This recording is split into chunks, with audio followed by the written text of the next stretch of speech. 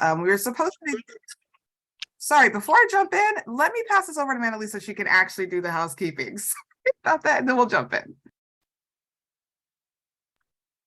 Thank you so much. Sorry about that. I almost forgot to give you a chance to do your job. Alrighty. So welcome to our social justice resources, supporting students and educators in important conversations session. Lori Howard was supposed to be with us today and unfortunately was unable to join us. We do miss her presence and she will definitely be included in this presentation because she was a huge part and a driving force behind getting these resources together. It was her brainchild. And I think Veronica and I had the privilege of collaborating on this with her. I want to quickly introduce myself. My name is Sudie Whalen. I'm the Deputy Director at CalPro. I've been doing work around adult education equity for a number of years now. And having these resources available is super exciting. So exciting, in fact, that CalPro is actually creating a web page dedicated to the location of these resources that will regularly update as new resources become available. So keep an eye out for that coming down the pike relatively soon. It actually already has a placeholder and I can show you where that is later. So we're really excited about that. But in the meantime, we have the Google Doc available to you. All the resources are there and ready for you to use. And we're going to share with you what those resources are for and how to utilize them. Before we jump in, I want to give Veronica a chance to introduce herself as well. All right, good morning, everyone, and thank you for joining us. We are very excited for this presentation to present the resources that we were able to collaborate and compile together.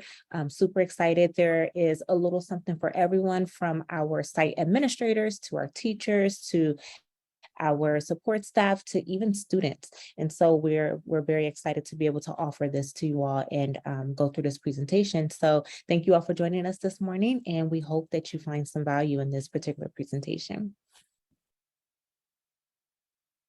So these are our faces. You see us, that's Lori. We miss her. She's with us in spirit. And I'm going to pass this back to Veronica to really get us focused on our session today. All right, so we are going to create our brave space. So for those of you who joined us yesterday during the plenary address, he also introduced this poem to create our brave space. And then also there's another presenter by the name of Lee, and his last name is Shanis, I believe, but he also has this poem. And so it's very important for us as we're entering the spaces and we're talking about equity and we are aligning ourselves to equity initiatives and implementing equity at our school sites, so on and so forth, that we continuously create those brave spaces and also set our intentions for this work. And so we're going to bring this to you again. So I'm going to read the poem, and excuse me, as I'm reading the poem, please just pay attention to the words that are being read, but then also let's think about our intentions for our time together. We have about an hour together this morning. And so we really want to be intentional about what we want to create while we're together. And so at the end of the poem, I'll ask you all to jump into the chat and let us know what your intentions are for our time together. So Creating a Brave Space by Mickey Scott Bay, who was a social justice doula. It goes, together we will create brave space because there is no such thing as a safe space. We exist in the real world.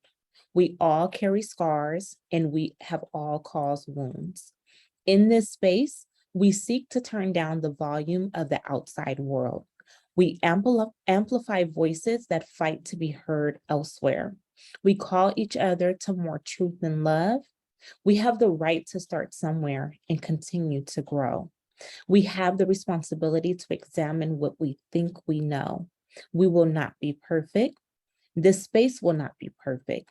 It will not always be what we wish it to be, but it will be our brave space together, and we will work on it side by side. So in the chat, please let us know what your intention is for our time together. For me, it's definitely, we will not be perfect. It's something that I have to remind myself about. As our plenary speaker, Mr. Ken Shelton, had mentioned yesterday, aligning to perfectionism is a form of white supremacy culture. And it's something that, although I want to show up perfect, I know that there is nothing there is no such thing as perfectionism or being perfect, but I get the opportunity to continue to show up in my authentic self and continue to learn and to grow and to work in community with you all as we work on creating more equitable learning spaces for our adult learners. So I see Sudi. She typed in the chat, we will work side by side. Absolutely. Rachel Ann says, my intention is to learn how to address social justice instruction and adult ed effectively. Kristen Ward, we amplify voices. Absolutely. Anyone else want to share your intention? Okay, we have Ed. He says, hope we have the right to start somewhere and grow. That's inspiring. Absolutely. We all carry scars and we have all caused wounds. Yes, Susie. Kim Walker introduced herself. Thank you for being here again, Kim, and everyone else. And then Tanya, she says, more truth and love. Kim says, open doors for all students. Mandalee says, truth and love. All right, thank you so much, you all, for sharing your intentions, and please hold your intention as we continue to go through this presentation. And if you are so inclined, please continue to name your intention in the chat as we move forward with the presentation. All right, next slide. So 4 agreements of courageous conversation. Now, these 4 agreements were adopted from the Courageous Conversation About Race book by John Singleton. And there are 4 agreements. So they are stay engaged, experience discomfort, speak your truth, and accept non-closure. So these are our 4 agreements for our courageous conversation this morning. And these are also 4 agreements that you can take with you as you continue to talk about these particular topics. So when we say stay engaged, we mean that we want to stay engaged. That's a refusal to let your heart and your mind check out of the conversation, leaving just your body in place. It's a personal commitment that is made by all of you, regardless of the engagement of others. So regardless of what others may or may not be doing to stay engaged, it's your personal commitment to yourself and to this dialogue. And so it means remaining morally, emotionally, intellectually, and socially involved in the dialogue and experience discomfort. You may or may not have heard this before, but when we're talking about race, or we're talking about racism, when we're talking about inequity and things of that nature, the conversations can often become uncomfortable for various reasons. And so identifying and unpacking our own identity groups and the different levels of privilege associated with them is even more uncomfortable. And so to engage in conversations about race and inequity in honest, meaningful ways, we ask everyone to agree to experience some discomfort, because that's how we continue to learn and we continue to grow. We continue to grow through the discomfort. The next is speak your truth. So we all have experiences. Part of the poem that we just read, it's, speak your truth. We have all caused wounds. We have all caused scars. And so we want to make sure that not only do we speak our truth, but that we bring our authentic selves to the table. So we want to make sure that we honor and respect each other's truths, because everyone has something to bring to the table. Everyone has experienced some type of situation. And so we want to make sure that we honor and respect others for their experiences. And then expect and accept non-closure. We've been working in this area of equity for a very long time. We've been working on issues of race and racism for an extremely long time. And so we understand that there is no quick fix to these issues. And so we want to make sure that we understand that we're not going to solve the problem of racism within our organization or even within our group or our time together. Therefore, we must commit to continuing this conversation, continuing to have ongoing dialogue, continuing to learn and grow, and continuing to share what we know, as well as continuing to show up differently, because now that we know better, we can do better. And so these are our 4 agreements for our time together. So hold these as we continue to go through today's presentation. So our objectives: by the end of the session, we want to be able to recognize the importance of an intentional focus on social justice at the agency as well as in the classroom. We want to identify the social justice resources that educators can utilize in adult education spaces. And then we want to identify want to identify how to introduce the repository of social justice resources to your agencies based on the model experience today. So we want you to take these resources back to your agencies, back to your school sites, back to your classrooms, and be able to implement them. They are for you and for all of us to have. In our agenda, so again, we're going to talk about our focus collaboration on social justice. So the leadership projects consisting of CalPro, CASAS, as well as CAP TAP came together to create these social justice resources. So we're going to talk about that collaboration, as well as the social justice and adult education. What does that mean for us? Talking about community building and having some open dialogue. And then we'll have an overview of the social justice resources, and we'll wrap up with questions. All right, now I'll turn it over to Sudi. Thank you so much, Veronica. So I don't know why that's blinking. Okay. All right. So if you can all go to pollev.com/CalPro, or you can text 37607. Text CalPro to 37607. The first question we have here is, what is the position on your agency? So that's pollev.com/CalPro. And it should be the first question you have up on your screen. Oh, and I see someone already answered. We have a teacher in the room. Thank you, teacher. A counselor, an administrator. Yay. Teacher on special assignment. Got it, Rachel. Thank you. Looks like the administrators are winning out. Not that this is a race necessarily, but okay. 33% teachers. Let's give us a few more seconds. Is anybody having any trouble accessing it? Kristen said in the chat she's a program coordinator. Thank you. All right, so you can go visit pollev.com/CalPro, or you can text CalPro, CalPro to 37607. All right, and if you were none of the above, please put that into the chat. I think we had one none of the above.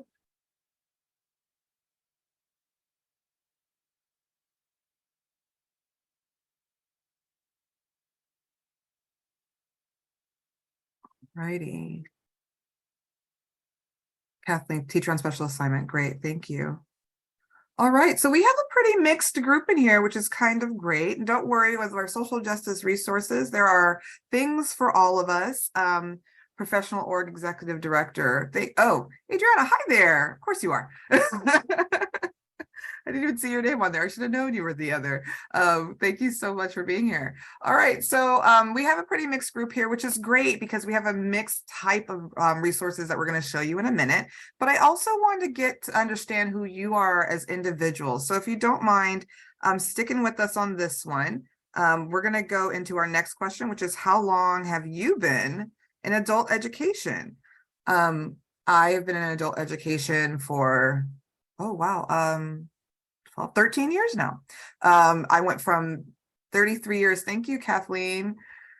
I went from industry and then joined adult ed as a CTE teacher, and then absolutely fell in love with adult education. I just loved adult ed students. Kristen, 15 years. Great. We have one person, it looks like, or a couple people who are just less than 1 year. So welcome to Adult Ed. We're happy to have you here. For our people who've been here for a while. For those of you who've been in adult, who are brand new, I'm sorry. For those of you who've been in there for a long time, thank you so much for being a part of the Adult Ed family and sticking with adult education. We need you and we're happy to have you here. So it looks like we've got a few more than 10 years, a couple in the chat that are 23, 15, 33 years. Kim also transitioned from CTE. Wonderful. Like to have other CTE people in our house. Jessica's 4 years. Thank you. So again, we have a multi-level kind of group in terms of how long we've been in adult education. Adriana said 40 years. All right, you win. I don't think anybody's topping you today. And we benefit from your experience. So thank you for being here. Kelly transferred from the local workforce development board to workforce to adult ed. So that's awesome. Thank you. we need those connections from adult ed to work for. So thank you all so much for sharing what your role is and how long you've been in adult ed. We really appreciate kind of getting to know a little bit more about you. And I do want to add that this is a collaborative area and we want to hear from you, and there's going to be opportunities for you to jump in and weigh in. But if you have questions as we're going through this session, please feel free to pop them into the chat, raise your hand, that kind of thing. And if you want to join us on camera, please feel free to do so. We love seeing your faces. And it also helps with not feeling like we're just talking to each other. So thank you to those of you who've already joined us on cam. So Veronica is going to talk to us a little bit more about why this focused collaboration started and how that work evolved. And then I'll take us a little bit through the history of social justice in adult ed. All right, thank you, Sudi. So before we jump into the focused collaboration on social justice, we're going to cover a couple of definitions just to make sure that we have some shared vocabulary. And so the first is, what do we mean by social justice? And so typically I don't read off the slides, but because this is a definition, I'll definitely read it. So social justice is about distributing resources fairly and treating all students equitably so they feel safe and secure physically and psychologically. And so the key word here is distributing resources fairly and treating all students equitably. So the equitably piece is about, giving students what they need at that specific time so that they feel safe and secure, physically safe and psychologically safe as they are in our adult education spaces. And then the next one, so what do we mean when we refer to equity? So equity means fairness and justice and focuses on outcomes that are most appropriate for a given group, recognizing different challenges, needs, and histories.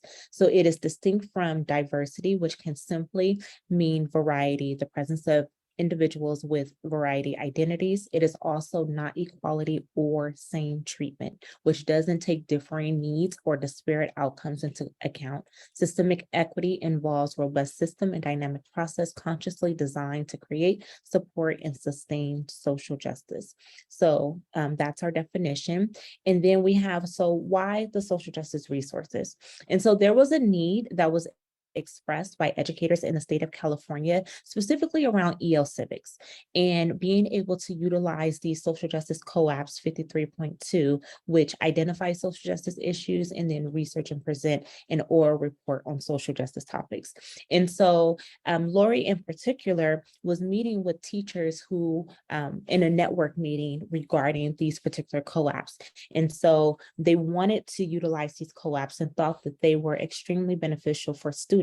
However, there were teachers who expressed that they were not equipped to carry on the social justice topic beyond what was presented in the co-op, and the need for additional resources to thoroughly support their level of instruction when it came to these particular co-ops.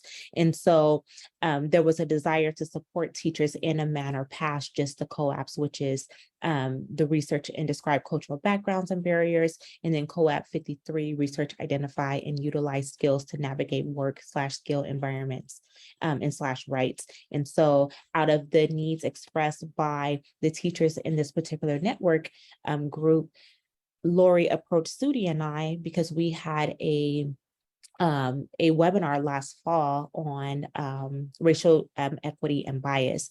And so she presented the idea to us, and we decided that we all wanted to be a part of this because we wanted to provide a repository of resources that would truly, truly support teachers who are implementing these particular co-ops or who just wanted to become more well-versed in social justice in particular. So on the next slide, we talk about our collaboration, which has been so fulfilling, being able to work with Lori Howard and Sudi in particular. It's been very, very fulfilling to see the 3 leadership projects come together and create these resources for educators and also including students to be able to talk about social justice in a safe way and be able to go beyond just classroom instruction. There are resources about self-care and so on and so forth. And so it was really, really important to us and very fulfilling to be able to work together and create these resources. So I'll turn it back to Sudi, who will talk to us about social justice and adult education. Thanks so much, Veronica. And I echo your sentiment. It was such a great experience to be able to collaborate on something that we all care deeply about. We all come from very different backgrounds and walks of life. And so getting to just discuss and get to know each other and then think about how we could support the field was really a really beautiful experience. So when we think about social justice and adult education, some of you might be wondering, like, why do we do this? Why does this matter? And, why is it relevant? And why invest in the time and the effort and energy to do this kind of work? So when we think about the history within adult education, there's been a lot of inequities historically for, a very long time within this country. We think back to the 1740s through the mid 1800s. We know that Black and formerly enslaved individuals were legally prevented from being educated.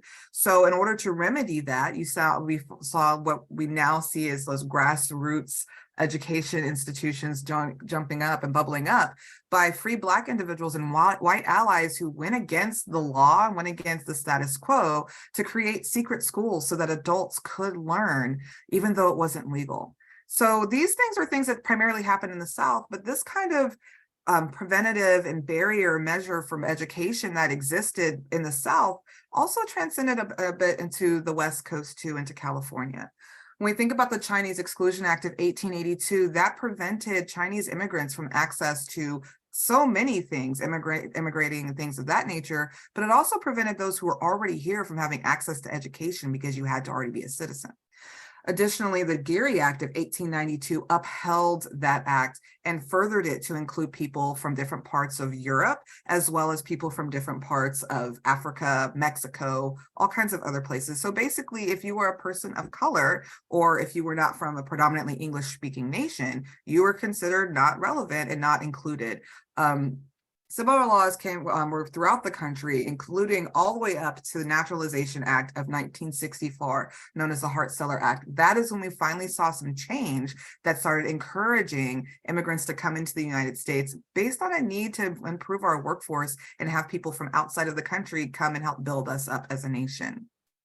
But if you think about how those things work, there's always a huge focus on assimilation as opposed to integration. Right now in the state of California, and in the past few years, since about 2016-17, there has been a huge push and really putting immigrant integration at the forefront of some of the work that we're doing so that we're not erasing culture, we're not supporting an erasure of culture, but we're asking them to immigrate their cultures into the California life in living, right? Especially in adult education, when we're thinking about students in our classroom and helping prepare them for life within the US, whether we're talking about civics, if we're talking about career technical education, integrated education and training, et cetera, by embracing others' cultures, integrating that into our programming and our thought process, and no longer expecting them to just forget about their cultures and their home languages and things of that nature.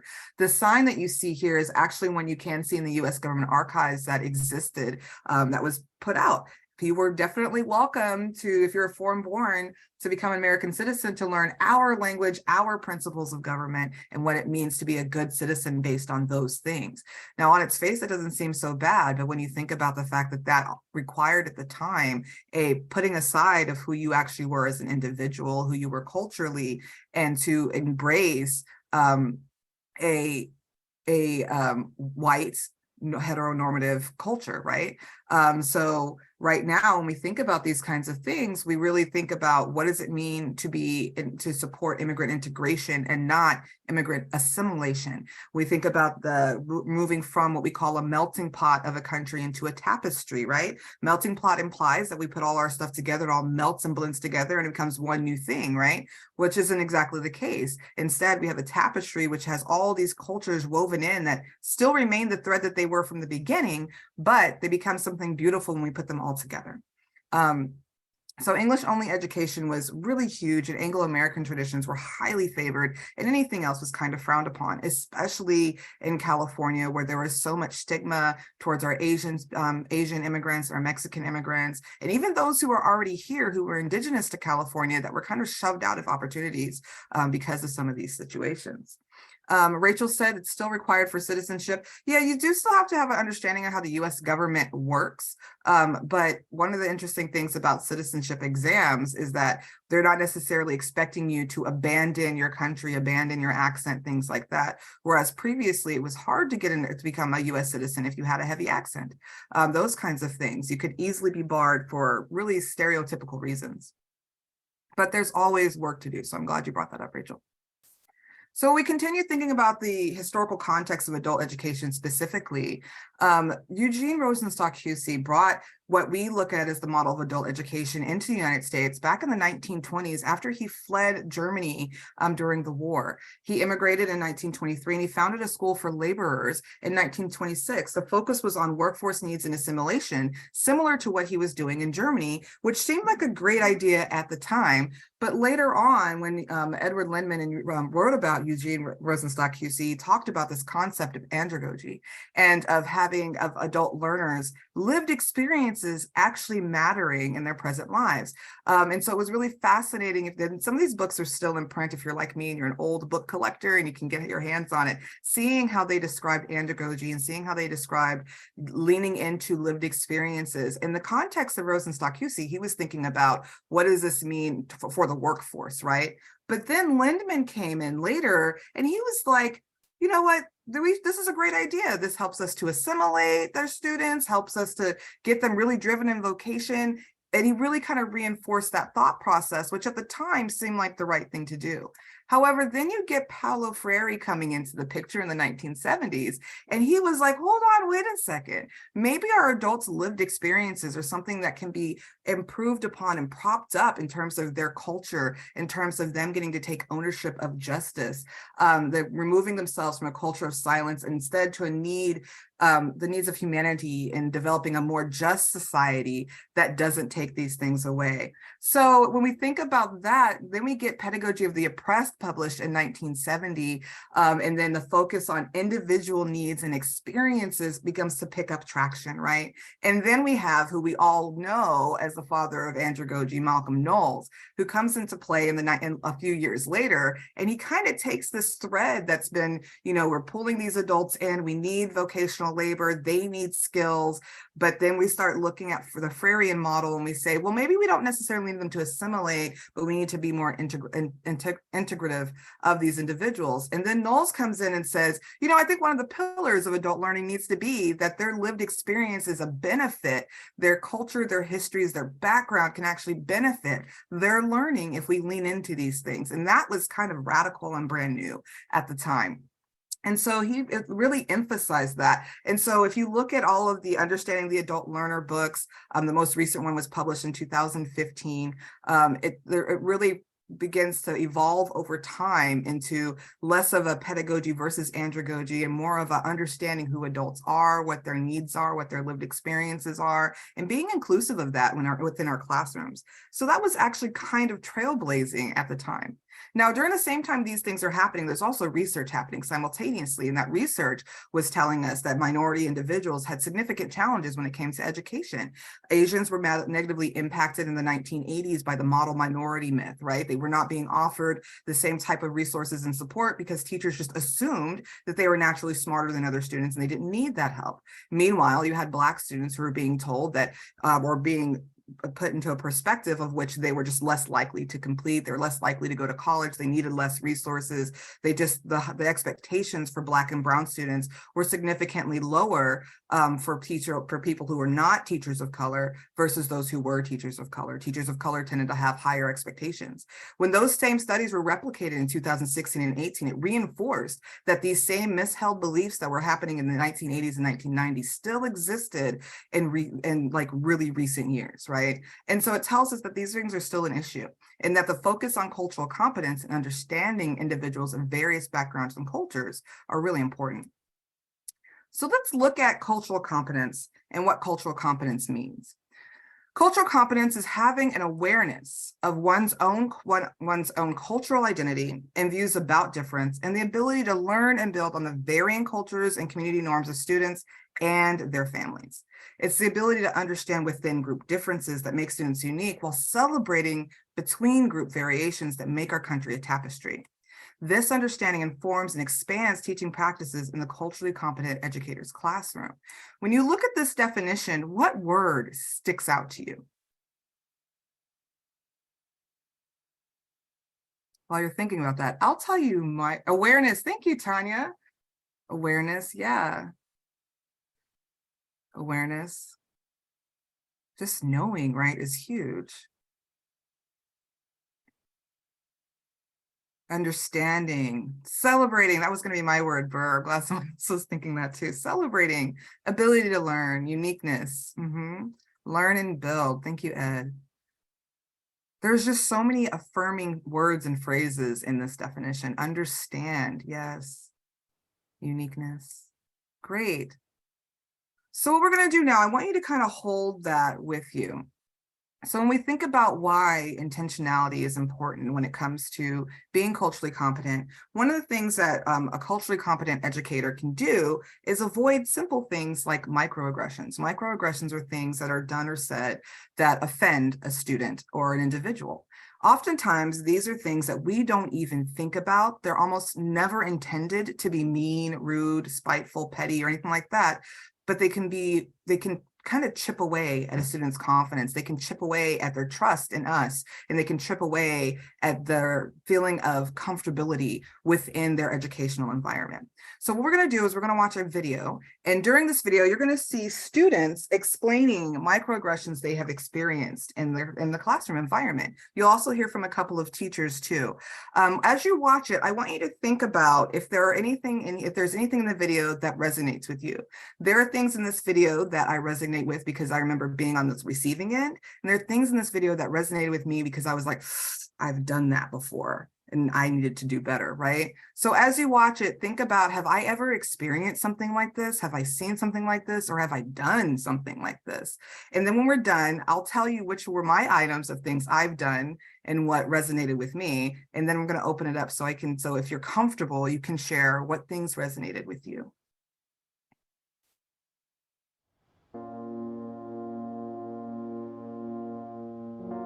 Think about a time when someone said something about some aspect of your identity that made you feel insulted or slighted. Even if they didn't intend it, you probably experienced a microaggression. A microaggression is something that someone says to someone else without knowing that it may be offensive. It hurts. So that's how I know it's a microaggression, because it feels disrespectful. And it's not like outright racism, but it's something that is like almost unconscious in the way that you view people. Most microaggressions are subtle and indirect, but they occur frequently in the daily interactions of members of historically underrepresented groups. And most often, people who commit microaggressions think of themselves as well-intentioned, non-racist, non-sexist people. They do not realize that the underlying messages communicated by their actions or comments are hurtful to other people. One of my friends asked if my parents had their papers. I had a science teacher, a physics teacher, and he told me that I was the smartest black girl in his class. I've been asked if I understood what they were talking about, or like, do you need any translation and stuff just based on my name? Like, I'm not the spokesperson for the whole black community, but that's a microaggression I do experience a lot. Like, they want the black perspective. And I'm usually the only black girl in the class. So it's like, okay, what's your take on this? Oftentimes I get asked, like, do you know how to speak your native language? And when I answer I do, it's just like, they're like, okay, well, what does Chinchao mean? There are 3 types of microaggressions: micro-assaults, micro-insults, and micro-invalidations. A micro-assault is similar to what we think of as overt discrimination. In the case of micro-assaults, those acts are intentional. I was a server for a long time, and if anyone else was, you know this. In the back of the kitchen, like when someone gets a table of, like, say, Indian people, I hope this is PC, I don't know all the terms, but like Indian people or black people or anyone, they'd be like, who wants that table? I don't want it, they're not gonna tip. And my heart would break every time. I used to be a server too, and I hated it because I was like the only person of any type of race other than white. I remember coming in and they'd be like, oh, Danielle, you get that table of raccoons, and I was like, what? And they were like, yeah. And then I would go and I'm like, they're black people, and I was like, wait, is that what you call black people? You call them raccoons? A micro-assault can be the deliberate posting of swastikas, Confederate flags, racial slurs or epitaphs that are left on a blackboard in a classroom. I work as a research assistant, and so a while ago, one of the our new RAs, when I was a few months into it, came up to me and just mentioned that even though we'd known each other for months at that point, you know, you're the least scary black guy I've ever met. You know, in the way that I dress, the way that I talk, the way that I speak, I've kind of tailored that over the course of my education to be non-threatening. I will literally have like my keys in my hand, like they're always with me, and I'll just like jingle them as I'm walking so that they know that I know that I'm there, so that we both know that I'm right here and I'm not gonna try and do anything to be stupid. But on that note, there's also the stigma that like we're aggressive and intimidating. It's sad you have to make sure you let people know you're not a threat. And that's objective. So. One of my friends commented to me, he said, you know, I don't really even think you're black, you know, and I was like, what? I was like, what do you mean? He's like, I mean, you're smart, you do your work, yes, you're athletic, but you do your work, you're smart. So I don't really know if you're black. I was like, I didn't understand. It made me question who I was and if I was still a part of the culture. And that's an example of micro invalidation and a micro insult. And I'm going to talk about those a little bit more. A micro insult is a comment that communicates the demographic group is not respected, that person is a slight exception to the stereotype. It's an insult, even though the perpetrator thinks he has just rendered a compliment. Well, here at UNT, I've heard, you're so pretty for a black girl. I feel like it discounts me as a person, and then I feel like it discounts my race. I feel like you can be pretty just because you're a woman, or, you know, or all black women are beautiful, all people of color are beautiful, just the same as people that are not people of color. So for them to make that specific statement, that's what I'm like, why? What in you made you say that to me? As if it were a compliment. So another type of micro insult is when students in the classroom are dismissed or treated almost as if they're invisible. For instance, in some of our sciences or engineering classes, there are few women, and professors often don't call on those women. I had one instance in a statistics-based class where we were discussing something bell curve related, and he presented a question, and I don't remember exactly what the answer was, but I answered it, and he kind of doubted me, and he very condescendingly was just like, oh, okay, well, I mean, like, this is the best answer, but I guess your answer could be right. You know what, we'll ask, it was a grad student. He was like, you know what, we'll ask Dr. So-and-so and see what he thinks the best answer is. And there was no apology or anything. He was just like, oh yeah, Dr. So-and-so said that, yeah, that was actually a really acceptable answer. And I was just like, okay. What else is he gonna doubt me on, and when else am I gonna be called out in front of 70 other people, you know, and have a weird exchange that makes the whole room quiet? Like, one of my science classes, my teacher had asked what I wanted to do, and I told the teacher that I wanted to be a psychiatrist, and immediately they're like, that's too hard for you, maybe you should try a different field, or have you ever thought about being a nurse practitioner? Nurse practitioners in psychiatry make pretty well, they make a lot of money too. Have you thought about that? Like, why go to med school? Genuinely, sometimes somebody might feel like they can't make it, you know, and then when you continue to tell them that, it does hurt, you know. I've had a lot of professors tell me to my face that they were surprised that I was as good as a student as I was, and that I paid attention in class and actually participated. And when I asked why, they said, well, you know, you just come off as a troublemaker. You have all these piercings and short hair as a girl and tattoos, and we just naturally assumed that you weren't really going to be any good. Another type of micro insult is when a professor says to a student, wow, you speak really good English. The message is, the professor thinks I don't really belong here, or that I'm not really American. Of course I speak good English. I was born in the United States. But the professor sees a Latina or an Asian and makes the assumption that that person is foreign, or at least that is what the target hears. What is the underlying message when somebody asks if you're legal? That you don't belong to this country. That you don't belong, that's right.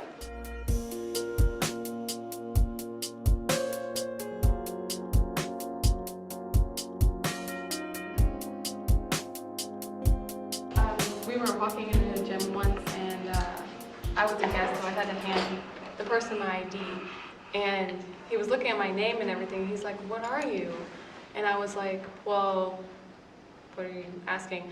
He's like, "What nationality are you?" I was like, "Okay, I'm Lebanese, I'm Arab." He's like, "You got one of those that blow things up, are you?" No offense, though. What kind of crazy stuff do you ask someone? You get what I'm saying? And I was just really surprised. Like, it totally blew my mind that someone would think that. The assumptions I get the most is that I'm very academic and that I'm very good at math. When they assume stuff like that, it makes me feel like they're taking the individual out of who I am and just assuming that all the people who look like me act like me, and that kind of makes me feel lesser of what I can do. The teacher was asking if someone could translate something in Spanish, because he was giving an example, and he needed this one word to be translated in Spanish. And he just stared at me specifically when he was asking, and I knew we were making eye contact, because I just stayed quiet, because I was like, I'm pretty sure there's other people in this class that know Spanish, but he just kept staring at me. And at some point, the rest of the class turned to look at me, waiting for a response. And I was like, I'm not gonna give you guys an answer. This is not okay. Our teacher pulled me aside because they were doing something for Christmas, like Toys for Tots or something, and he had this bicycle. They had a bicycle they were gonna give to the kids, and he came up to me and was like, "Hey, I need to switch out the seats on this bike, and it seems like somebody like you would know how to do that. So if you could just change it out for me, that'd be great." And so I was like, "Oh, okay, sure," not really thinking much of it. And then later on, I kind of thought to myself, that's odd. Why would he assume that I knew personally how to switch, a bike seat? So I thought that was an odd kind of, maybe a micro insult on the fact that he assumed just because maybe I'm Latino that I'm good with my hands or something like that. A micro-invalidation is a comment or action that dismisses the experiences of historically disadvantaged group members. Micro-invalidations can happen when, for instance, when a student is lamenting that she wishes there were more Latina faculty, for instance, and the students in the class start rolling their eyes or, "Oh, come on, get over it," and the professor goes along with the students instead of with the person who made the lament. Another type of micro-invalidation, one that we hear a lot about today, is being colorblind. When people say, "I don't notice you're black. I don't notice you're Latina. I don't see color." What does that mean? How do you interpret that? What are people saying when they say, "I don't notice your race. I don't see color"? How do you interpret that? They're just trying to say that they're not racist. That they don't look at that side of you and they just want to validate you as a person, but it comes off wrong because it's like your race is very much who you are as an individual. In a lot of my mini classes, I have to do writings, and it's just professors seem to be don't want to hurt my feelings because I'm an international student, so mine is not that good, especially with my writing. So they let me go easy, I just feel like they have different expectations for international student and just American students. And a lot of feedback that I get from my writings is just not very meaningful, because I just feel like they just try not to hurt my feelings, try to go easy on me. But then by doing that, I just feel like it takes toll on my development, my learning, my writing, and art stuff. So what do you do if you are not the person who commits the microaggression as the professor? What if someone else in the classroom commits it? What I usually do is I name it. When I hear it in the room, a microaggression that a student says, it may not be directed to a particular student, but there are probably students in the room who will feel as if they have been microaggressed against. I will name that. I think we've just had a difficult comment made that not everybody's comfortable with. What are people feeling in the room right now? Did anyone feel uncomfortable with that? And then if there's silence, which there oftentimes is because people are uncomfortable about calling each other on things, I will talk about what it is that I heard. I will model the behavior of instigating a difficult dialogue. And usually once I do that, then people will come back.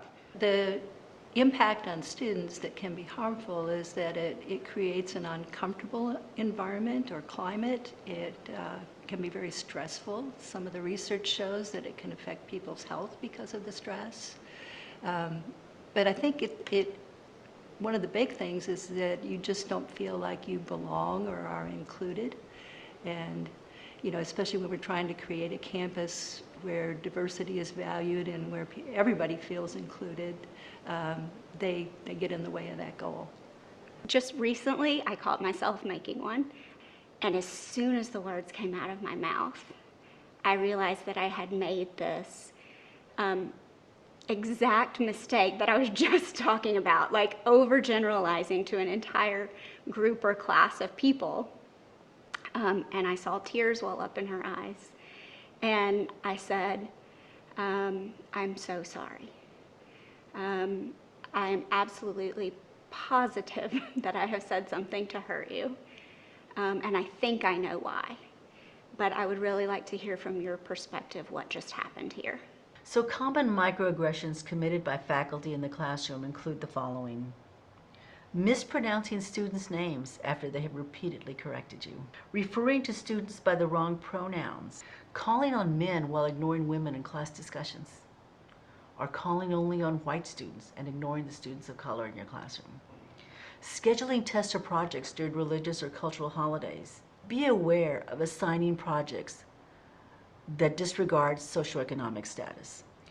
Be aware of using heterosexist examples in class.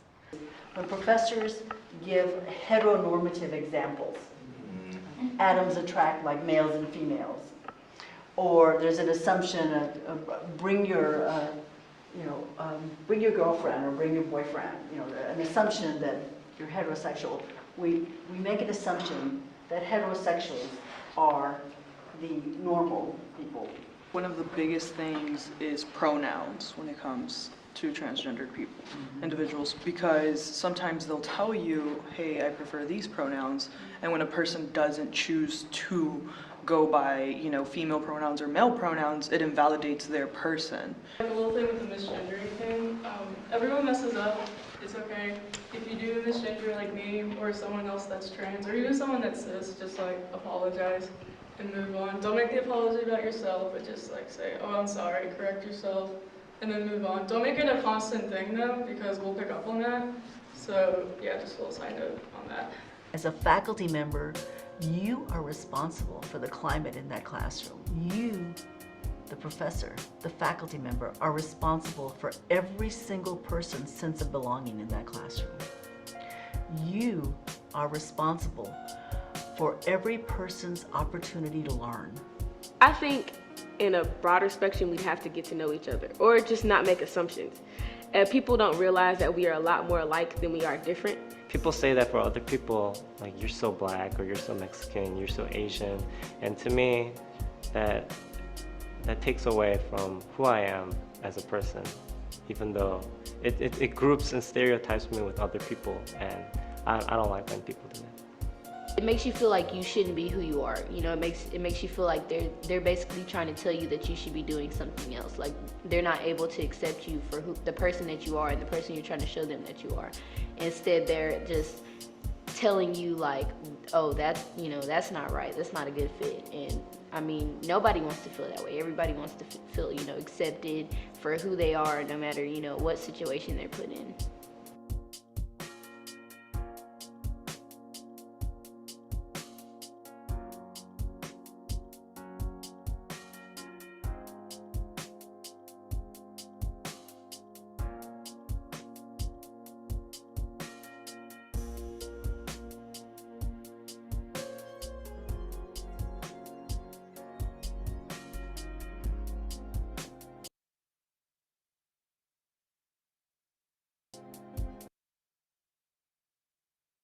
So let's talk about it. Let's just take a quick pulse check. Who all felt somewhat uncomfortable or sad watching parts of that video. You can use your the chat, you can use the reaction button to do a quick thumbs up. Sad, Kristen said. I've seen this video, I don't know how many times, and it's like a gut punch every time. It makes me sad. Truth, Kim said, yeah. So informed, it hurts. It does. It does. I think for me, it was like, it's a twofold thing. On the one hand, Rachel said sad and uncomfortable, maybe not directly addressing it in the classroom when it happens. Sad. Not sad, but definitely makes me be introspective. Thank you. Thank you for sharing. For me, I think what got me was when they started talking about the well-spoken, or you speak English really well. It reminds me of all the times I've heard, you're so well-spoken for a Black girl. I internalized that so much as a kid. Yes, I'll pop it in the chat in 1 second. Or Veronica, if you can grab the link, it's in the slide deck. I heard that so much as a child, and as a kid who stuttered and had to do a lot of speech therapy and things like that to finally be able to speak without stuttering was hard for me. So then for me to hear, oh, why do you talk so white, from my Black friends, and my white friends being like, oh, you talk really good for a Black girl, you know, that was really hard for me as a kid and as a teenager. And then I remember being, when I was in the Army, I had a sergeant major, while I was deployed, I had to get his slides together for a presentation that he was giving to a commander. And he, a Black man, no less, was like, you're really well spoken for a Black woman. And it just like, and then hearing that again in my adult life, it stuck with me so much. Like, I really felt like I had to chronically work on that. And Rachel, it's not really code switching. This is actually how I talk, but yeah, people do code switch. But like, this is just my natural speaking voice. Veronica has hung out with me in my personal time when I'm not presenting. But yeah, that's what a lot of people do, is like we code switch. We start speaking differently when we're a certain demographic group, so they don't say anything. I might use more African-American vernacular English if I was inclined to when I'm around Black people, and then speak more, formal, proper English that doesn't include African-American vernacular English other times, right? It's like those kind of things. And all of us code switch. Like, think about when you answer the phone, you're like, hello, that's not your normal speaking voice, right? Like, we do it, but it's not always comfortable. The other thing that I saw in this video that stuck out to me was the heteronormative stuff. I was really bad about that in the classroom, and I realized it later when people would be like, oh, our family's involved, and I would immediately be like, yeah, you can bring your husband, yeah, you can bring your wife, never once thinking that they may not have a husband or what, like it might be a woman who has a wife, it might be a man who has a husband, like those kinds of things. And then also heteronormative imagery. So like, it occurred to me that I wasn't always inclusive of all of my students, given their backgrounds and things like that. I also realized that I completely left males out of the imagery in our promotional marketing material. And I had the audacity to be like, how is it that we get women in the auto program and the woodworking program, but we can't get men in medical? But then I look at our marketing material and it's all females. There's not a single man in there. And I'm like, oh, well, that's why. And that was a learning moment for me. And as soon as I had that aha moment, I went to my boss. I was like, can we switch this out? Can we change this? And she was super supportive. And we just kind of went through that switch together at the time. So there are just so many things that when I watched the movie, that I watched that video, it like really clicked to me.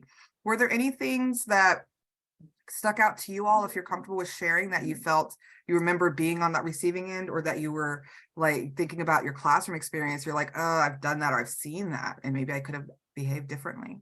Is anyone comfortable sharing? Yeah, I am. Let me get on the video. I'm an old white woman. And but I remembered being judged when I met my kid's kindergarten teacher, because I had been going to college while my kids were going through school, and all three of my kids had her as a teacher. And I met up with her at the Barclay in Irvine, and she asked what I was doing. And I said that I was teaching adult ed. And she just immediately was like, oh, what a waste. You know, I mean, it was the whole idea is that, adult ed English, adult ed, ESL was even lower than, what people might judge about not being a professor or something. And I just realized, I said, you know what, you don't even know me, and then kind of cleaned it up and turned it into, well, they're lucky to have you. I mean, but it was like, I remembered that. And then also another one, I was on a tour, and I got labeled as, because I lived in Santa Ana, that these were university people that I was with. They didn't know that I got, graduated summa cum laude. They didn't know any of that, but they had judged that I was, well, as my socioeconomic group, that I lived in the ghetto, in the barrio. And so I'm just saying it can happen to anybody, Yes, yeah. And you know what? I'm glad you brought that up. As many times in various presentations for various groups across the country that I showed this video, and it's always for adult education. You're the first person to bring up the stigma of being an adult educator, right? Yeah. People just often assume that our students are not that important, or they must be the ones who just fell through the cracks or whatever. We don't know all of their stipulations. And most of us in adult ed, we're not adult ed because we couldn't get a job elsewhere. We're adult ed because we're passionate. And I chose these learners. These are the learners I chose to be These are with. the people I chose to work with, right? But yeah, I'm glad you brought that up, because we don't hear that enough, but we know that it exists, right? When we think about how adult ed is funded and all these kinds of things, right? Rachel added in the chat, I can't believe you're successful with all you face, thinking about socioeconomic gender experiences, and you're so smart considering. Yes, definite microaggressions, Rachel. Stephanie said, as a plus size woman, I've had a few doctors shocked that I do not only exercise every day, but I'm also actually athletic. I can relate to that. I don't know how many times they've like expected your blood panels to just be terrible, and then they're surprised that you're perfectly healthy. Like, I work out too. Veronica said, on the receiving end, I've gotten, you don't look like a Veronica. Oh goodness. What is a Veronica supposed to look like? That's so ridiculous.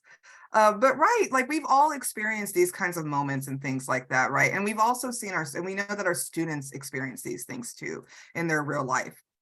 So when we think about, community building and opening dialogue, we can always learn more from each other by addressing social justice issues in the classroom. We don't have time to dive deeply into this because we're almost at time. And I want to make sure I give you access to the resources and show you how to access them.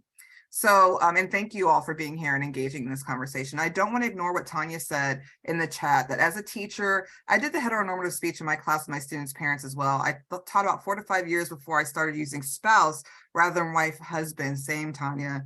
And then Amanda Lee said, on the receiving end, growing up, I heard a lot of, where are you from? Yes. Where are you from? What are you? What are you mixed with? My name is Sudi, and people are always like, is that short for something? What does that mean? And I've sarcastically started going, it's short for Sidopolis. And then I move on, even though it's not. And it just confuses people. So when we think about our social justice resources, our primary topics are, oh, we have another 30 minutes? Oh, well, let me go back. We have time. I thought it was an hour, but I misspoke. Okay, well, we have another 30 minutes. We don't have to end our conversation, because that's actually the kind of best part of this conversation. So when we think about microaggressions, things that are going on in our communities, things our students are experiencing, all of this stuff, the social justice stuff, I think one thing that's important to acknowledge is, since 2020, our students have experienced a lot of shared trauma and individualized trauma, right? There's a lot of intersectionality with inequities that happen in our society. A lot of our students are just going through stuff. So when you think about current social justice issues, or even if you were teaching in adult ed in 2020, it's probably not that hard for you to think about how did you respond with your students during the summer of 2020 as we're going through the pandemic, as the George Floyd murder was unfolding, and there was a lot of civil unrest and those kinds of things. How do you address social justice in your classroom? How do you have these conversations with your students? Are you having these conversations with your students? And I want to add that please feel empowered to not just utilize the chat, but you can jump on screen if you're comfortable and unmute and chat and talk with us too. How do you currently engage in these conversations? Rachel Ann said, teaching ESL students from countries with minimal social justice was difficult in 2020. It really, really, really was. I totally get that. Because for them, for some students, given where they are coming from, especially if you're coming from a nation where protesting isn't really allowed without being met with violence, right? Even in that type of oppression that's happening, that's like such a battle to be heard, to be seen, those kinds of things.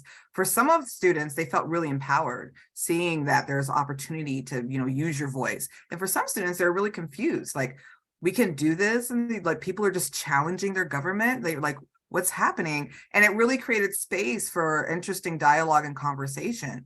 And then also learning opportunities for us to learn from our students about what things are like in their home countries and their countries of origin, I should say. And Go ahead, Rachel. I just wanted to say that part of it was, yes, that they came from countries where they weren't supposed to protest. And part of it was that they didn't see it as something that needed to be talked about. Similar to many parts of our own country where it's like, well, we just don't talk about this. It's not necessary to talk about. Yes. They're like, why do we discuss race? That they're coming from a country that's almost exclusively, white people or all of one ethnicity. They don't ever have to think about it. And now they're adults and they feel like, well, my ideas are set in stone. So definitely it was difficult to get them to understand that, yes, in America, we do talk about race more, and here's why. Yeah, thank you so much for sharing that, Rachel Ann. And Christina made a good observation too. It's hard to talk about racism when people don't know the complex history of racism in the US. And those are teachable moments, right? Those are opportunities for us to address it, but still, and the challenge with educators, with teachers, and for us is that sometimes these things come up and you're like, okay, I've got this lesson plan. I've only got a certain amount of time. We've got these assessments we have to do. We have, those kinds of things. And then hearing that there's some confusion around these type of topics and finding the balance. I know for me that there were times when things came up in my classroom that it was like, okay, pause, lesson plan was set aside. We need to take a moment to talk about this and talk about what we're experiencing.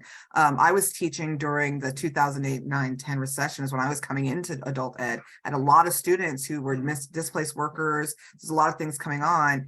And there are sometimes comments made by some students that like, oh, they're only in this class because they can't get a job or they can't whatever. And so there were moments where I had to just kind of pause and be like, okay, let's talk about that for a second. Let's talk about why we're all here. Right. So that kind of ability to come together and find that balance, because sometimes I know the lesson plan is important, but we can't just ignore it and move on. We do have to stop and address it in order to, one, not make the student who's on the receiving end of a microaggression feel invalidated, but two, also not send the message that you as the person who's in charge in that classroom think that's okay. Veronica said the ability and willingness to pivot when needed is essential. Yes, definitely. Rachel Ann said, also taught advanced ESL live on Zoom on January 6th. That week was a big civic lesson opportunity. I bet it was. I was glued to my TV that day. I bet it was. Ed said, we created a brand new leadership elective class. Those students have intentionally sparked conversations by holding events, information tables and breaks. ESL social justice co-ops are very helpful to instigate conversations. That's super cool, Ed. And what I really like about that is getting students the opportunity to be in a leadership position and lead the dialogue and have these conversations, empowering them to do exactly what Paulo Freire said, which is to be able to take that ownership of it and to be the change agents themselves, not necessarily expecting students to rely on us, but empowering them to lead those changes. That's so awesome. Do you have tips for speaking with students and beginning ESL? I am not an ESL teacher. One sec. Sorry, my 10-year-old is homesick today and he wanted the puppy who's asleep under my chair. So anyway, I personally do not have a ton of tips for doing this with beginning level ESL students because I'm a career tech ed teacher and I'm not going to sit here and pretend to be an ESL professional. However, there are a lot of resources on our tip sheet that I'm going to show you in a second that provides things like curriculum at different levels, including ESL and stuff like that, that you can dive into and utilize that should help with that. I think a big piece of it is using understandable terminology, right? And so we can decide if, like, for example, if you're working with a professional learning community and you really want to focus on social justice as a community, if your whole community is ESL, all of you may not be teaching advanced ESL. So you want to think about how do we explain this to ESL students who are at the beginning stages of learning the language, right? One of the things I strongly lean into and recommend is leaning into and allowing them to lean into their first language so that they can really get an understanding of what specifically you're talking about. There's also a lot of research that reinforces utilization of first language to support second language acquisition and third and fourth, because we know some of our students speak multiple languages. I had a student who was in my class that spoke 7 and I was like, I only speak the 1 and you're way cooler than me. So those kinds of things. How else are we addressing social justice in the classroom?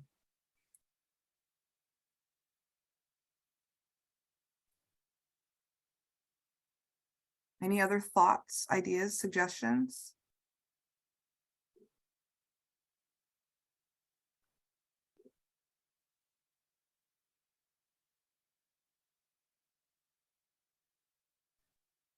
Educating educators. Yes, thank you. That's a great segue. That is a great segue. So I'm going to do that. Burr said the change agent is a great public. It is, Burr. It really is. It's like some of you guys. Have you guys looked at the tip sheet already? Like, how did you feel like you guys have been sneaking and looking? That's okay. Spoiler alert. These things are referenced in there. The change agent is an amazing resource, and there's so many other resources that are out there. Thank you, Veronica, for sharing that. So within our social justice topics, we have general information, information for agencies, information for educators, and self-care information, along with instructional resources, like I was just talking about, and some frequently asked questions. Now, part of the reason we include that self-care piece is because, let's just be totally honest, doing this work and focusing on social justice can be emotionally and mentally taxing.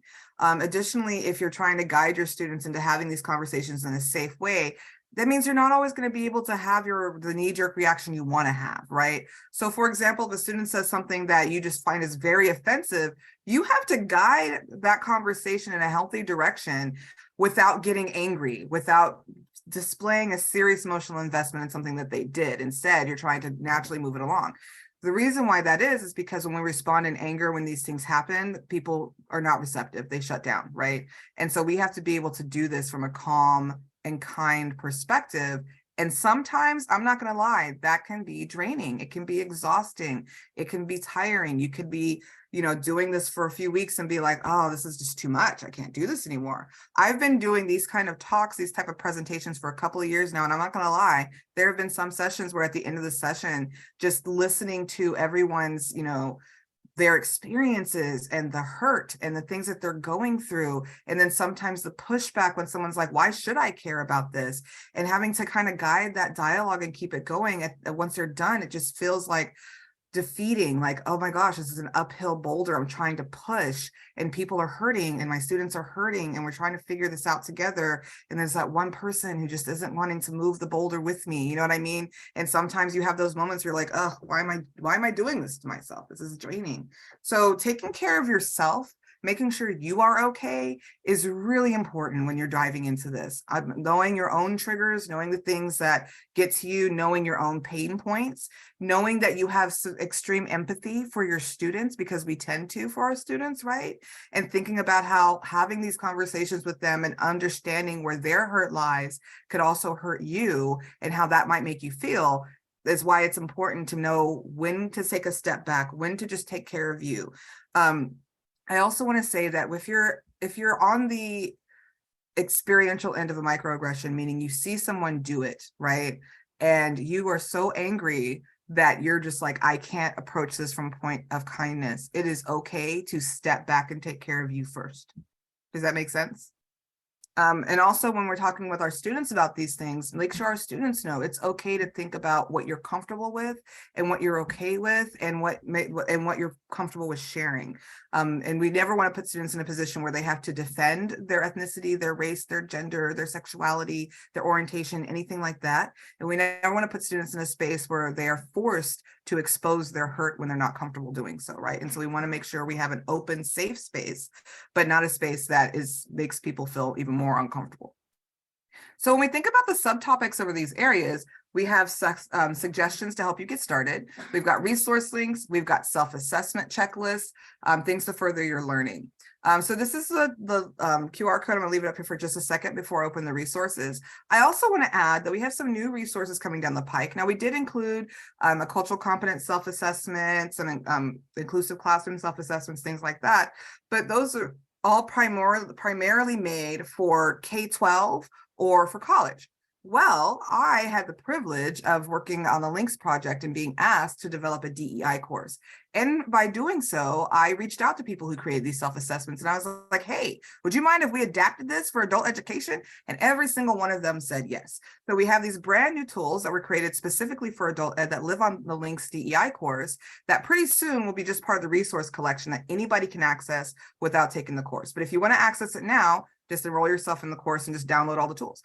That's one way to do it. So we'll be adding those once they're publicly available to this tip sheet and all of that. So if everybody's had a chance to access it, let's go ahead and take a look at our resources. We're going to close that out. We already saw that video. So this is what it looks like. There's a lot of information in here.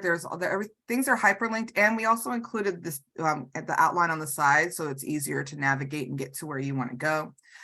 So there's information for agencies, and we also included the original links to all of these sources. So if you want to deep dive even further, you can do so. Resources on what these things mean. There's social justice information for teachers, suggestions to get you started, PD resources, including CalPro Successful Learning Through Equity. But notice we didn't only include CalPro stuff. We are not self-serving in our quest for equity. We are all about sharing what's out there that can help move people along. So there's a lot of different resources that are in here, including stuff from the National Digitally Inclusive Alliance, which is brilliant. There's self-assessments and checklists, other things that you can continue reading. And then we get down here to instructional resources. There's classroom suggestions to get you started, including having some norms when you're getting ready to dive into these conversations, and sharing those norms with your students. Now, if you're a beginning ESL teacher, you may want to adapt these into language that's more understandable to your students, or work with someone who can help you get this translated into their first language so they can really own it when you're having those conversations. There's also the list of EL Civics objectives. It's not just a social justice objective, but there's also 2 other co-ops that are included in here. The research and describe cultural background, so that culturally inclusive and competent piece there. And then identify and utilize skills necessary to navigate the educational workspace and assert one's rights. And then there's also some suggestions for getting that done. And then we have a bunch of different instructional materials. The Teaching the Skills That Matter has a really great lesson that you can utilize, adapt, make it your own around so the First Amendment rights and things like that. But there's also the Change Agent lesson packs, culturally history, responsive education, curriculum and examples there. There's just Sabes, which is in Minnesota, has a lot of really great resources and tools and things like that. Unladylike 2020 is pretty cool. It's got a lot of those things that you're trying to be inclusive of the women in your classroom. And then we also included some FAQs because, you might be looking at this and being like, what do we mean by social justice? Or if you're wanting to share this with others at your agency, they may be having this question. So we included some of these things on here too. And if you email us and ask us questions and we see that that's trending, we'll add those things to the FAQs as well. But we based these on kind of what we were thinking about and things that we had been asked questions about in the past. So that's kind of the overview of what's included in the social justice resources. And then I am going to be a little self-serving here because I'm really excited about this, what we have coming. On the CalPro website, within our virtual workrooms, we have a new racial equity workroom that we are working on that will include the video series, all of these resources categorized and everything, and then along with the new research brief that's out that Veronica co-authored with me because she's awesome, and a bunch of other stuff. So that is going to be done later this year, but it's coming down the pike and we're really excited to be able to have that available for you all too. But in the meantime, you have the Google Doc. It is available to all of you. You can access any of that stuff. And I hope I don't get into much trouble for saying this, but if you have additional resources you think we should include, please email Veronica, Lori, and I, or one of the 3 of us, and we'll CC the others so that we know that something new is out there that we haven't seen. I spent a lot of time researching this topic, as does Veronica, but we don't have an exhaustive repository of every social justice, racial equity, and inclusive material out there. So if you have things that you want to share, things that you become aware of, new videos, new resources that are working for you, please do share them so that we can add it and share that with others as well. So moving into our wrap up. So let's do a quick reflection. With whom would you share the social justice resources with? Who do you think would be important to include? I'm going to share these resources with our ESL coordinator. We had a little situation last night. We hosted, the ESL coordinator and I facilitated our first student council of the year. And we had, great turnout. It was from 7 to 8. And we had, 20, 25 students from citizenship, ESL, ABE, equivalency, high school diploma, and one CTE class. And in Salinas here, it's 85, 90% Latinx, Hispanic. If you don't speak Spanish, it's unusual. And right as we were wrapping up, we had a great meeting. And one student from the CTE class made a comment that, like, I haven't understood anything. Everything you said tonight was in Spanish, which was not true. Everything was translated. And so I feel really bad that we didn't address it right there. So I talked to our coordinator, and we both said that was really not cool and uncomfortable, and we did not address it, and I feel awful. So I just I'm sharing these resources with her, and I'm going to meet with her today. And we can talk to that student and help her to understand, but we missed that moment of the beginning literacy ESL students that don't speak any English. Hopefully they didn't feel the microaggression or not. That's probably right. But the third term she used, Micro-invalidation? Or micro- yes, they might not have caught it, but it was really uncomfortable for me. And we missed that moment, and I feel awful. And so I'm going to meet with our ESL coordinator and review this stuff and just say to her, let's be prepared next time this happens so we can address it on the spot. I appreciate you sharing that, Burr, not only just because you were brave enough to say this happened, we didn't quite handle it right in the moment, I feel bad, and now I want to take some steps to move forward, but because it also adds a humanness to this. We all have been in those moments, and I think every single one of us can think about a time that we saw something like that happen, and we just in that moment did not know how to react. We froze, that kind of thing. And so I hope you're giving yourself some grace, and I'm glad that you have a plan to move forward. Talk with the student who was, who said it. And you might be right that people who are on the receiving end may not have even heard the comment or understood it. But I think it's important, regardless to whether they understood, and you internalized it, and you were like, this is not okay. And so I'm going to move that forward. And that's what a person who's leading, who's a real change agent to make positive change, does. They may not all be, we're human. We are fallible individuals. We make mistakes, we misstep. But it's important that when we realize we've made that mistake, we misstep, we don't just push it aside, but we do something about it. And I commend you for planning to do something about it, Burr. Thank you. So we have others who've also mentioned, Erica said she's going to share with her director. Kathleen said teachers and director. Kelly said classified employees and our student services, student equity dean. Great. And you know what, Kelly, I'm glad you mentioned classified employees. When we wrote our equity module, we were intentionally inclusive of our classified staff and things of that nature, because they often tend to be the first point of contact that our students see, right? And so being inclusive of them is really important. Oh, my screen is frozen, sorry. What just happened here? There we go. So that's really important, to be inclusive of them, make sure that they have the same type of information that you do, and that we're not leaving them out of the equation. First of all, classified staff not only are the first point of contact, they also have insights about our students that we don't even realize that they have. So including them in the conversation is great. Having a classified staff person that was involved in our development of our module was so eye-opening and great. So please do not leave them out. Thank you, Helly, for bringing them to the forefront also.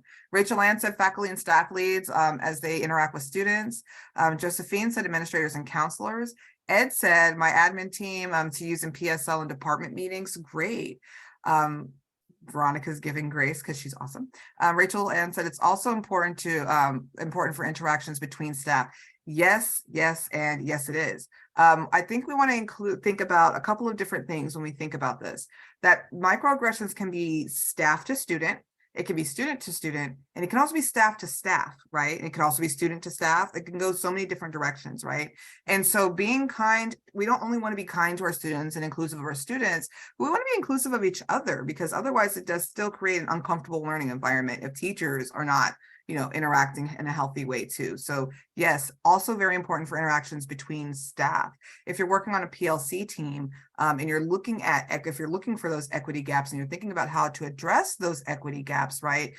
This is a really great place to start thinking about how can we be more inclusive and looking through those resources together, holding each other accountable, but also checking in with each other and being that support for one another as you move forward. That's what we want, is to raise everyone up together. As they say, a rising tide raises all boats. So we want to be thinking about how do we lift up our students? How do we support each other in that process? And how do we overall become a more culturally competent and inclusive adult education system across the state, right?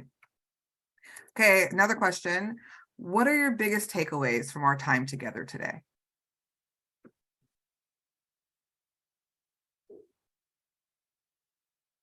Were there any aha moments? Were there any, I got to do this a little differently, or this is what I'm gonna do tomorrow?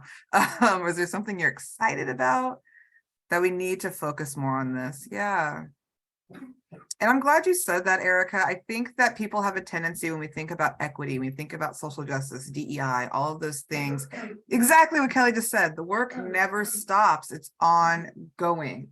It's continuously ongoing. We don't get to check off the equity box and say, we've done it, we're good and equitable, we'll never do this again. No, it's cyclical, it's ongoing. We're continuously evaluating, are we being inclusive? Are we doing the right thing? And we're ongoing, and we're keeping that at the forefront of our thoughts. And we're making sure that our students are being treated in a way that is fair, that is equitable, that is right, and that we're not alienating anyone. Tanya said it's also very important to help support staff and students and how they can start being reflective about their own behavior if someone does point it out. Yes, very, very true. Absolutely. How to engage more people in these conversations. Absolutely. I'm glad you chose this session too, Kathleen. Yes.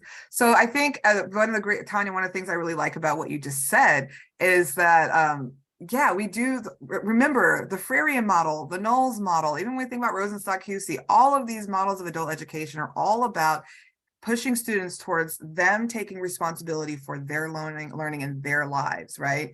And so we're doing them a disservice if every time something happens, we're jumping in to fix it for them. We want to empower students to be able to utilize their voices too. Now, if they're not comfortable doing so, of course, we raise the flag, we bring it up, we help them realize that they have allies in that classroom and that they have people to support them.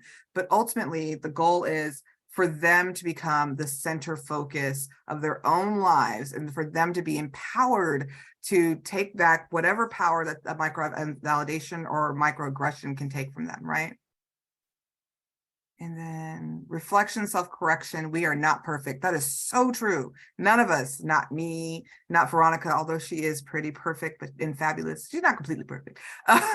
All of us, we are growing, living human beings who are always learning and growing and evolving, right? I don't know every single thing, despite a shelf here that goes all the way back there full of books on equity, diversity, inclusion, and social justice, right? I'm well read, I'm well researched in this area, and I continue to learn. So make sure as you go through this process, you give yourself grace, allow yourself time to learn, allow yourself time to reflect, take care of you. So I'm going to invite Veronica on to, if she would like to say anything else before we close out our session. Thank you, Sudi. Yes, I've been sharing all my thoughts in the chat, but absolutely to that last sentiment about perfectionism.